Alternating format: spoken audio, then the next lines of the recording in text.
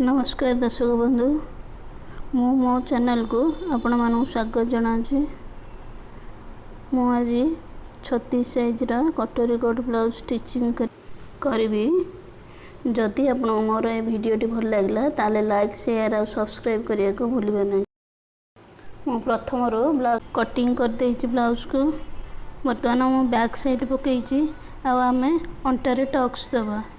Tux दबार video भी मु आगु शेयर करिछि। एबे आमे पछपटर प्लीट पकेबा बा टक्स सिलाई करवा। जो अनुसार गार दिया है से अनुसार आमे स्टिचिंग करवा। मोटार सरू आड़ को आमे सिलाई करवा। एबे मोर दीटा जाक साइड रा टक्स मु दे सारिछि। एथर आमे अंटारे पट्टी लगेबा। अंटा पट्टी लगेला बेले आगा में कपड़ा को सीधा करके सीधा पट पकेबा। तापरे पट्टी को थोइकरी सिलाई करबा।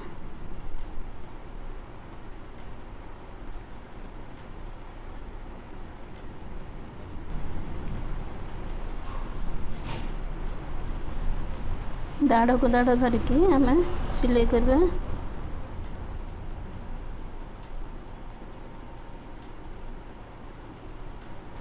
आमे अंटा पट्टी के भीतर पट को उल्टे दबा।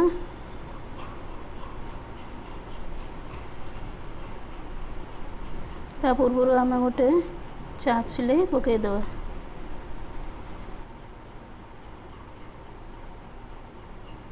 ये मझी जगह आमे दीटा जकर सिलाई मझी जगह आमे गोटे चाप सिलाई पकेबा। एबे आमे अंटा पट्टी को भीतर को पूरा पूरी उल्टे दबा। गोटे परस्त मोड़ीबा। मोड़ी के पुणी डबल परस्त करके लगेबा। तापर आमे सिटी हेम सिलाई करबा। मु एबे फ्रंट साइड पकेइछि। फ्रंट साइड पंगा 4 पीस करी काटिछि। 4 पीस रे गोटे टेकन पीस, गोटे चोली पीस, गोटे भी पट्टी आ गोटे एस पट्टी मु सामना सामना करके दी पट जाकर रखी देइछि। राइट साइड और लेफ्ट साइड की एथर आमे जोड़ीबा। प्रथम आमे टेकन पीस और चोली पीस को जोड़ीबा। ताको एई परि भाग में पकेइबे। 2.5 इंच साइड दीटा जाक एकाठी रखिबे। रखिके गोटे साइड रो आ गोटे साइड पर्यंत ताको सिलाई करिवे।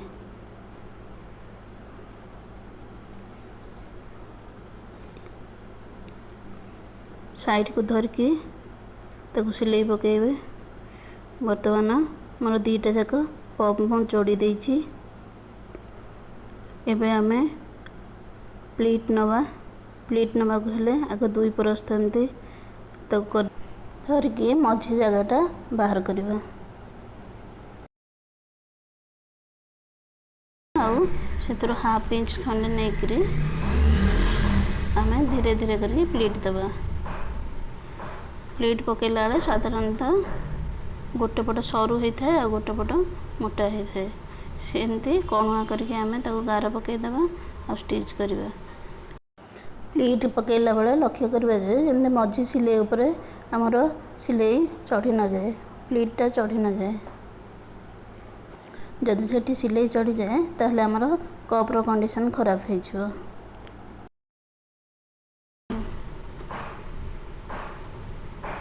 एथरा आमे यहाँ पर एस पट्टी लगेबा। आमे ब्लाउज कटिंग करला बेले जो जगह रो चोली पीस काढ़ी थिले सेई जगहटा होची सेई जगह रे आमे पप को बसेबा। पप को उल्टे दबा सेई जगह रे आउ धारे धारे धरकी सिलाई करबा।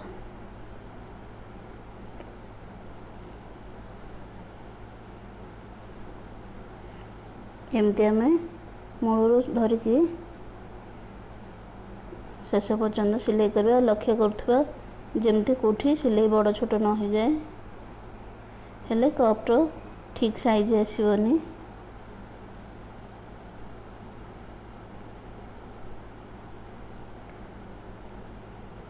जहाँ तल को बड़का कपड़ा रहा आम ताको पछरे काटिकी बाहर करवा। एबे आमे वी पीस जॉइन करवा। वी पीस जॉइन कोड करवा ना पॉप तले नहीं कि ताको जॉइन करवा। ब्लाउज आम कटिंग कला बेले वी पीस गोटे पट 4.5 रे काटी थिले आ गोटे पट 3.5 जोटा 4.5 काटी थिले सेटा आम कप से पट साइड आम पॉप पट को रखिबा। रखिक एमती भाव उल्टेबा आउ स्टिच करवा।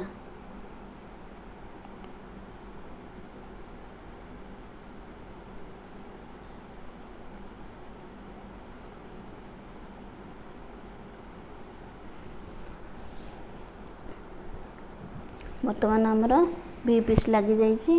आम तले गोटे चाप सिलाई पकेबा जमती सिलाईटा ये उठिकी न रहे सामान होकर ता तल को आम आउ टिके छाड़ी आउ गोटे सिलाई पकेबा।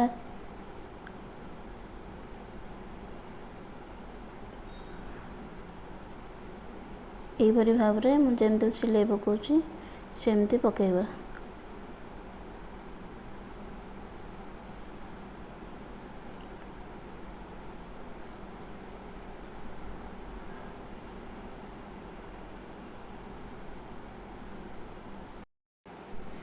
एबे आमे ब्लाउज रे बटम पट्टी लगेबा। बटम पट्टी लगेला बेले आमे उल्टा पटे माने भीतर पटे पट्टी लगेबा। ऊपर तल एमती सिलाई गोटे पकेबा। सेटा मजबूत करिया को जोटे 3टा सिलाई तारि ऊपर आमे पकेबा।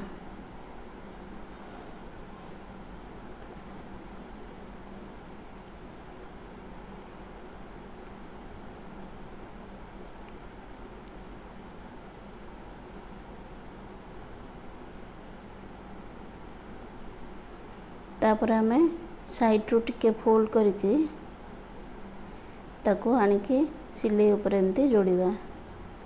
मो पट्टी पैंका एटा बटम पट्टी करि परिबा आई घर भी करि परिबा।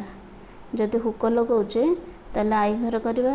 जदि काज करूचे ताले बटम पट्टी भी एटा करि परिबा। पर दुईटी सिलाई पकई दबा टिके छाड़ी की मझरे जमते आई घर करबा को सुविधा हो। एबे आमे राइट साइड रे ब्लाउज रो करबा। एटा काज पट्टी करि परिबा। एटा को हुक पट्टी भी करि परिबा। मु डाहाण पटे हुक पट्टी करिछि। जोटा हुक पट्टी सेथरे आमे काज करि परिबा। आ बाम पटे बटम पट्टी करिछि। बटम पट्टी करि परिबा। सेटा को जदि हुक लगेइचे पटे सेपटा आई घर करि परिबा। किछि लोक डाहाण पटे भी बटम रखंदी बाम पट को काज रखंदी।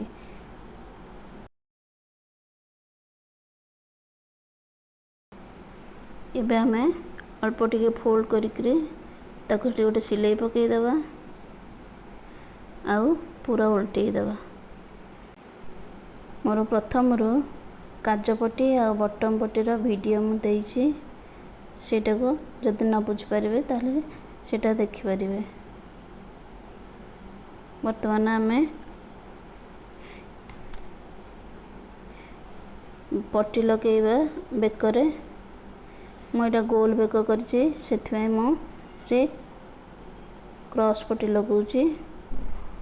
गोल बेक पई परफेक्ट होउछि क्रॉस पट्टी। आमे एमती दीटा जाक साइड धरिकरी धीरे धीरे करके सिलाई करवा। मु सीधा पटे पकईकी ता ऊपर पकईछि पट्टी पकईछि।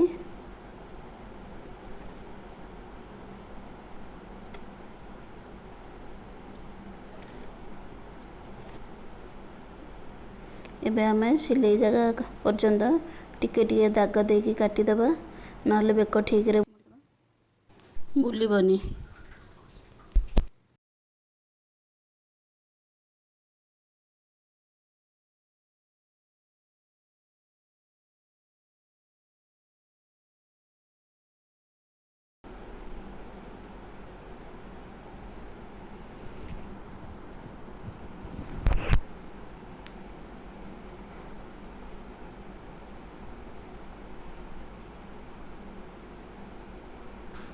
ବେକ ପଟି ହେଇଯାଇଛି।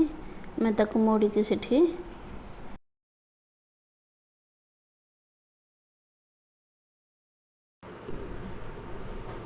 ଏବେ ଆମେ ପଛପଟେ ପଟି ଲଗାଇବା।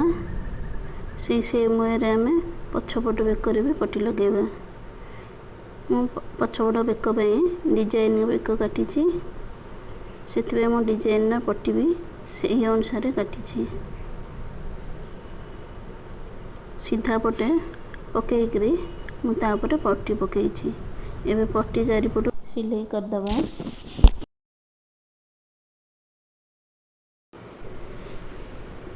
ଏବେ ଆମେ ଷ୍ଟିଚିଂ କରିଦେବା।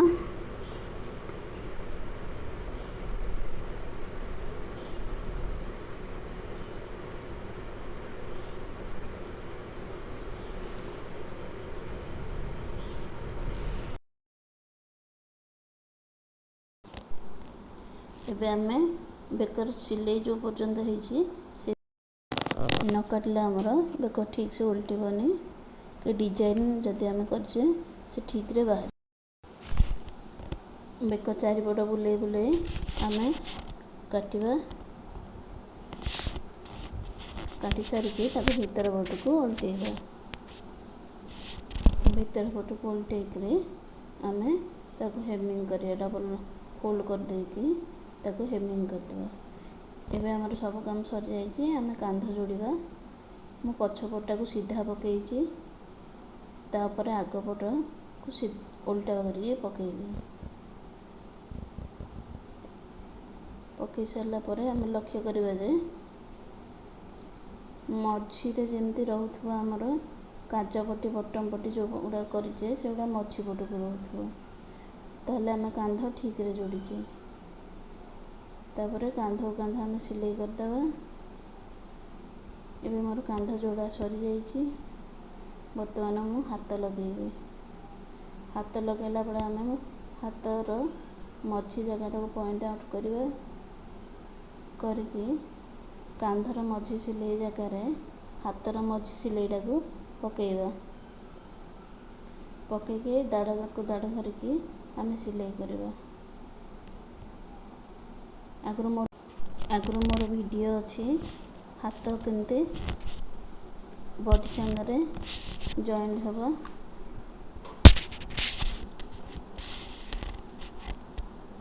ବର୍ତ୍ତମାନ ମୋର ବ୍ଲାଉଜ୍ ସାଙ୍ଗରେ ତାର ହାତ ସ୍ଲିଭ୍ ଲାଗିଯାଇଛି। ସବୁ କାମ ସରିଯାଇଛି। ହେମିଙ୍ଗ ସରିଯାଇଛି। ବର୍ତ୍ତମାନ ମୁଁ ତାକୁ ଫିଟିଙ୍ଗ ମାରିବି। ମୋର ଏଇଟା 36 ସାଇଜ୍ର ବ୍ଲାଉଜ୍। ମୁଁ ସେଥିପାଇଁ 36ର ବ୍ଲାଉଜ୍ କାଟିଲା ବେଳେ 36ର ମାପ ନେଇଥିଲି। ଗୋଟେ ପଟ ସାଇଡ଼୍ରେ ମାପ ନେଇଥିଲି। ସେମିତି ଯାହା ଉପର ପଟେ ମାପ ଅଛି ଆମେ ସେଇଆକୁ ତଳ ପଟେ ସେଇ ମାପକୁ ନେଇଯିବା। ଯେଉଁ ଭାବରେ ମୁଁ ନେଉଛି, ଆଉ ତାକୁ ସେଠି ଗାର ପକେଇକି ପଏଣ୍ଟ ଆଉଟ୍ କରିବା। ମୁଁ ଆଗରୁ କରିଦେଇଛି। ବର୍ତ୍ତମାନ ଆମେ ସେଇ ଗାର ଉପରେ ସିଲେଇ କରିବା। ସେଇଟା ହେଉଛି ଆମର ଫିଟିଙ୍ଗ ମାପ।